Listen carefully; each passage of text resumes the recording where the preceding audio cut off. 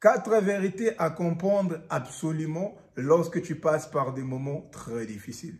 Peut-être ce que tu appelles moment difficile n'est pas un moment difficile. Ou soit, ces moments difficiles peuvent persister lorsque tu ne comprends pas exactement ce que tu dois faire. Tu dois écouter toutes ces 4 vérités. Après avoir écouté ces 4 vérités, quelque chose naîtra dans ton cœur. Avant de tout commencer, like déjà la vidéo pour permettre à ce que la plateforme la montre aussi à d'autres personnes. Et abonne-toi si c'est pour toi la première fois. C'est parti. Première vérité, Dieu est beaucoup plus concerné dans ta réussite que tu l'imagines. Parce que tu es le plan de Dieu. Tu as une mission à accomplir. Et Dieu ne laissera jamais que son plan puisse échouer.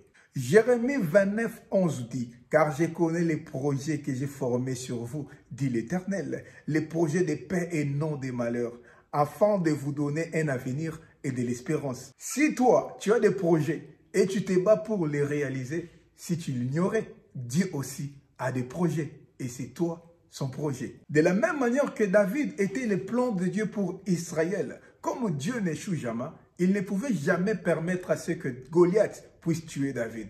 De même aussi, toi, tu es le plan de Dieu, les plans de Dieu pour ta famille. Dieu ne permettra jamais que son plan puisse échouer. Il ne permettra jamais que les combats de la vie puissent t'emporter. Il ne permettra jamais que ces moments difficiles puissent te conduire à la mort. C'est-à-dire, tu es condamné à être victorieux parce que tu es né pour vaincre. Deuxième vérité, lorsque tu marches avec Dieu, les moments difficiles font partie de la réussite. Ah non, tu n'as pas compris. L'humiliation de Jésus, la mort de Jésus faisait partie de la réussite de sa mission. Pour être couronné de gloire, il devait passer par la croix. Pour avoir le nom qui est élevé au-dessus de tous les noms, devant lesquels tout genou fléchit et toute langue confesse qu'il est Seigneur à la gloire de Dieu le Père. Il devait pleurer à la croix en criant plus fort, « Mon Père, pourquoi m'as-tu abandonné ?» De la même manière que l'Égypte, la maison de Potiphar, la prison, était le seul moyen pour Joseph de rencontrer Pharaon et d'entrer à sa destinée. De même aussi, la croix était le moyen par lequel Jésus devait réussir sa mission, celle de sauver l'humanité. Donc, pendant que Jésus criait à la croix, pendant qu'il pleurait, « Mon Père, pourquoi m'as-tu abandonné ?» Il était déjà en train de réussir. Oh my God, je ne sais pas si quelqu'un me comprend. Tu ne sais pas ce qui est caché derrière les moments difficiles que tu traverses aujourd'hui. Peut-être que pendant que tu souffres, toi tu dis que tu souffres alors que tu es déjà en train de réussir. Peut-être que là où tu es aujourd'hui, c'est déjà tout proche de ta destinée. Peut-être l'humiliation que tu subis aujourd'hui, les complications que tu vois aujourd'hui sont comme la prison qui va te conduire à la gloire. La raison pour laquelle n'arrête jamais d'espérer, n'arrête pas de croire, continue, n'abandonne jamais. Écoute, pendant qu'on a arrêté Jésus, tout le monde voyait. Pendant qu'on les maltraitait, pendant qu'il montait à la croix, tout le monde voyait. Tu sais pourquoi?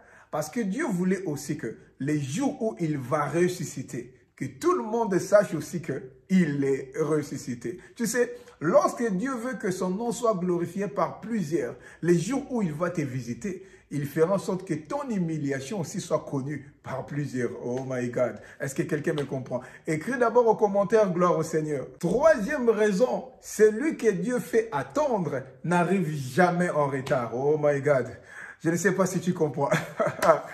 Alléluia. Écoute très bien, il ne faut pas oublier ceci. Écoute, lorsque tu constates que tu n'avances plus, tu marchais avec Dieu, mais tu constates que c'est comme si il t'a stoppé.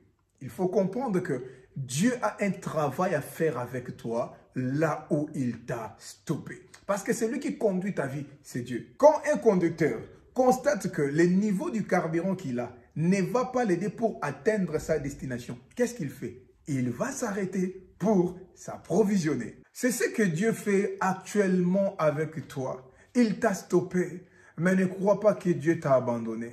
Ne crois pas que Dieu t'a oublié. Ne crois pas que Dieu t'a rejeté. Dieu veut te munir des choses qui seront très indispensables pour ta destinée. Dieu veut te tailler. Dieu veut te transformer. Ceux qui n'iront pas trop loin peuvent continuer sans s'arrêter. Mais toi, Dieu doit te stopper pour remplir ton réservoir parce que tu iras trop loin avec Dieu. Alléluia.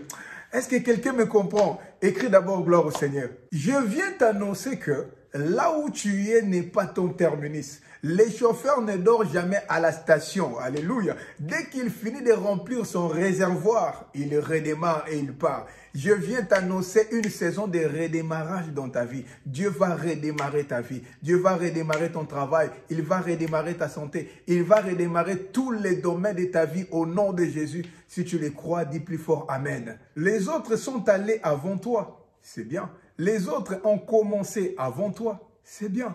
Mais comme c'est Dieu qui t'a fait attendre, laisse-moi te dire, tu n'arriveras jamais en retard. Jésus maîtrise bien les chemins. Il est lui-même le chemin. Donc, il sera le chemin par lesquels vous marcherez. Sur son chemin, il n'y a pas d'embouteillage. Sur son chemin, il n'y a pas de feu rouge. Qui peut l'arrêter? Lorsque Jésus décide de redémarrer ta vie, qui peut l'arrêter? Les lois de ta famille ne peuvent pas l'arrêter. Les réclamations sataniques ne peuvent jamais l'arrêter. Et la quatrième vérité pour finir, lorsque les choses compliquent dans ta vie, il ne faut pas beaucoup écouter les hommes, mais il faut beaucoup écouter Dieu. La dernière des choses que Pierre pouvait entendre de ses amis pendant qu'ils ont travaillé toute la nuit sans rien prendre, c'était d'aller essayer encore. Pourquoi? Parce qu'ils ont essayé, ils se sont fatigués, ils ont même commencé à laver leurs filets pour dire qu'ils avaient désespéré complètement. Mais Jésus vient avec une idée contraire à ce qu'il pouvait faire en ces moments-là. Et il dit à Simon, avance en plein eau, jetez encore vos filets. Pendant les moments difficiles, si tu écoutes beaucoup les hommes, tu vas te décourager. Tu vas abandonner la vie de prière. Beaucoup te diront, tu as beaucoup prié, tu pries chaque jour, mais rien ne change dans ta vie. Pendant les moments difficiles, les autres viendront avec leur expérience. Les autres diront que tu as beaucoup péché, tu vis dans les péchés. Certains diront que c'est parce que tu as fait beaucoup d'erreurs dans ton passé. Et certains vont dire, ce n'est plus le temps, ça ne va plus marcher. Et certains aussi vont te proposer même des solutions qui sont contraires à la volonté de Dieu pour t'enfoncer encore dans les trous. Mais si tu veux en sortir vainqueur après tout cela, tu dois apprendre à écouter Dieu. Un seul mot de Dieu vaut mieux que 1000 mots des hommes. Demande-lui pourquoi toutes ces situations difficiles persistent dans ma vie. Peut-être il y a une leçon qu'il veut t'enseigner, mais que toi, tu ne comprends pas encore. Peut-être que là où tu es, les situations par lesquelles tu passes doivent nécessairement t'enseigner quelque chose, mais toi, tu ne les comprends pas encore. J'aime la réponse de Pierre. Il dit, Seigneur, on a travaillé toute la nuit sans rien prendre, mais sinon à ta parole, je jetterai encore les filets. Il a compris qu'il fallait avancer encore plus loin là où l'eau était très profonde. Peut-être Dieu attend que tu avances encore plus loin. Il veut que tu les cherches encore en profondeur. Il veut que tu te plonges encore dans la profondeur de la connaissance de sa parole. Il y a des moments où tu dois te décider. Tu dois dire trop, c'est trop. Non, je dois vraiment chercher Dieu en profondeur, mourir même dans sa présence. Anne a dit trop, c'est trop. Elle a prié à telle enseigne qu'elle n'avait même plus les mots. Et elle a eu Samuel. Jacob a dit à Dieu, je ne te laisserai pas jusqu'à ce que tu me bénisses. Il a lutté avec lui jusqu'au bout du matin. Et Dieu a changé son nom. Le temps est arrivé où Dieu doit changer ton nom. Il y a longtemps qu'on t'a appelé célibataire. Il y a longtemps qu'on t'a appelé chômeur. Il y a longtemps qu'on t'a appelé stérile. Il y a longtemps qu'on t'a appelé maladif. Les disciples étaient sur le point d'être engloutis par la mer à cause de la tempête. Alors que Jésus était là et il dormait calmement. Ils se sont dit, non, on doit les réveiller, sinon on va mourir ici. Laisse-moi te dire, Jésus n'est pas loin et tu dois les réveiller. Le temps est arrivé où Dieu doit s'occuper de ton cas. Parce que la Bible dit, il est le rémunérateur de tous ceux qui les cherchent. Que Dieu vous bénisse. Partagez la vidéo, il y a quelqu'un qui a besoin d'entendre ça. On se voit à la prochaine vidéo.